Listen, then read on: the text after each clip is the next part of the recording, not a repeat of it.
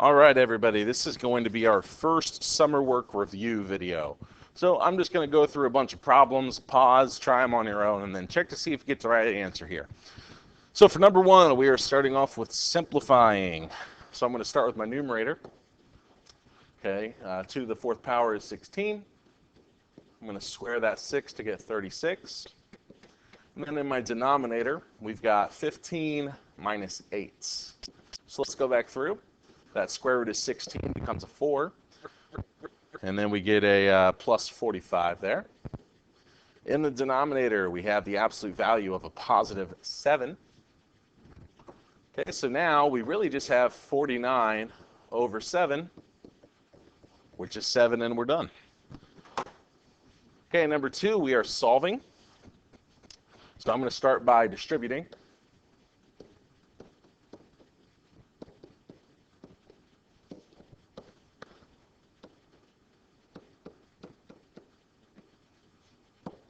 Combine like terms.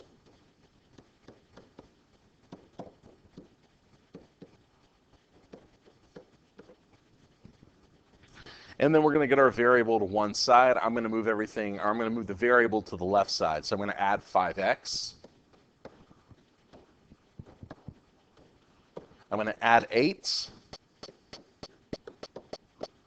And then I'm going to divide by that negative 1. So our final answer here is that x equals negative 22. All right, moving on, let's look at a literal equation where we're solving for the variable z. Now, if I'm solving for z, and it's in the numerator, I need to get rid of the denominator. Okay, so it's being divided by 4y, so we need to start by multiplying everything, both sides, by 4y. So that would give us 3z minus 2x equals negative 8y. Then I need to add the 2x to both sides first. And then our last step here is to divide by 3. And that's our final answer.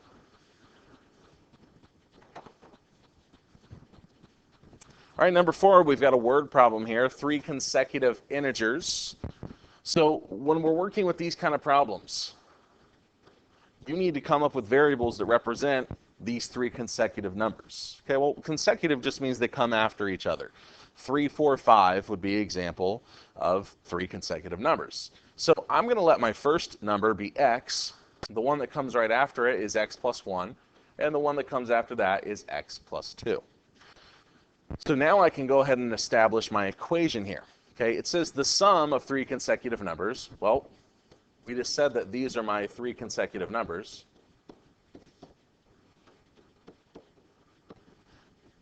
And then it says is. Anytime you see is, that's the cue to put an equal sign in your equation. And then we have the right side of our equation. 29 less than 4 times the smallest number. Well, 4 times the smallest number would be 4x, and then 29 less than that would just be a minus 29 after. So now we can solve. The left side, after we combine, gives us 3x plus 3.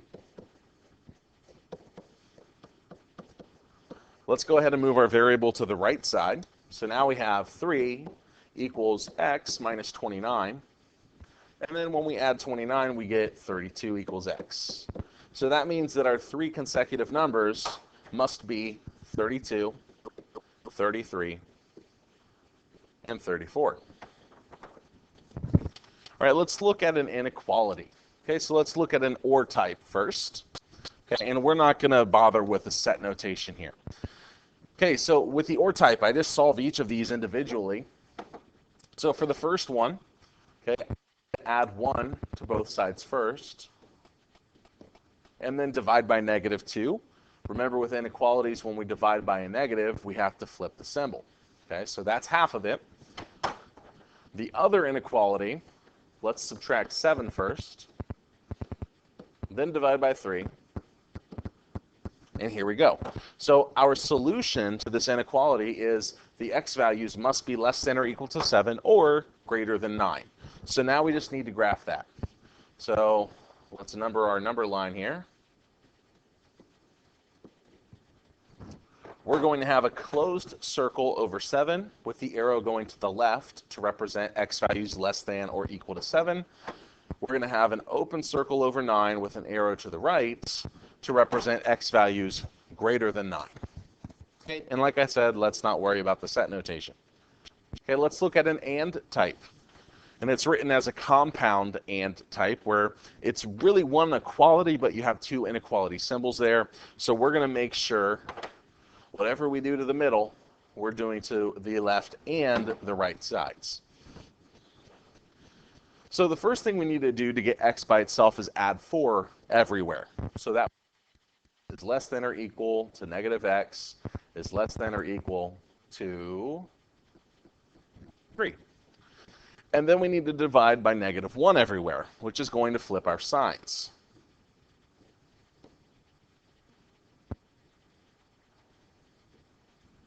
So what this is saying is x must be less than or equal to negative 6, and x must be greater than or equal to 3. Negative 3. My apologies. Now I want you to ask yourself, is that possible? And maybe it would help to make the graph here first. Okay? Let's rewrite this as two inequalities so it might be a little bit easier for us to look at. If I split this into two inequalities, the first one is saying that x is less than or equal to negative 6.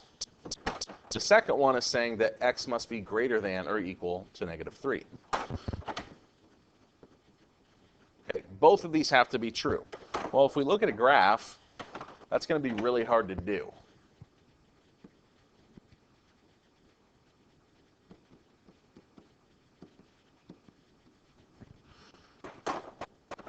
Okay, if I'm equal to negative 6 or less, I'm equal to negative 3 or greater, and it's an AND type, how can both of those be true at the same time? Well, they can't. There is no number that is less than or equal to negative 6 and greater than or equal to negative 3. So after all of this work, we arrive at no solution. All right, let's look at some functions. All right, so we've got a graph here. We want to find the domain, range, and then determine if this relation represents a function. Okay, so let's start with domain. Remember, domain is x values. My leftmost x value is negative 3, not equal to negative 3, though, so we're not going to include that value. My rightmost point is a positive 1. It's a solid dot. We actually have a point there, so we're going to include that x value of 1. So our domain is x values greater than negative 3 and less than or equal to 1. And you could do this as a compound inequality if you'd like. If you would like to write it like this, make it a little condensed, that's totally fine. Now let's look at the range. Okay, for range, we have a lowest point and we have a highest point. Our highest point is at 0, and it's actually included there. Our lowest point is at 4, and it's actually included twice, which is fine. So our range is all of the y values between negative 4 and 0.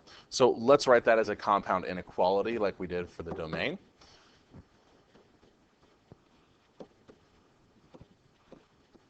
And there we go.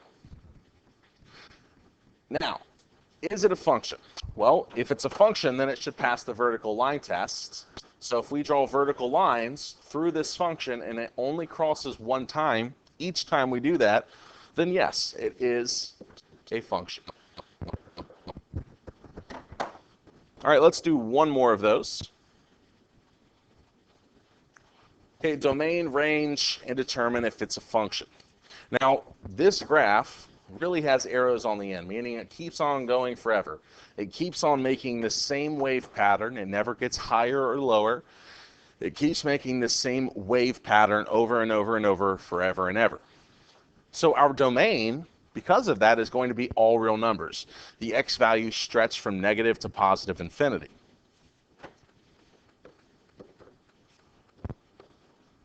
Our range, however, keeps bouncing between the same two y values. We're going to have to estimate a little bit here. Our lowest y value looks like it's about 1.5, and our highest y value looks like it's about 4.5.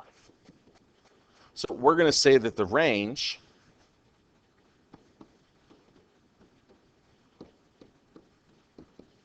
is this. Now, we can use our vertical line test to see if this is a function. And just like the other one, every time we draw a vertical line, it only passes through that graph once. So yes, this is a function.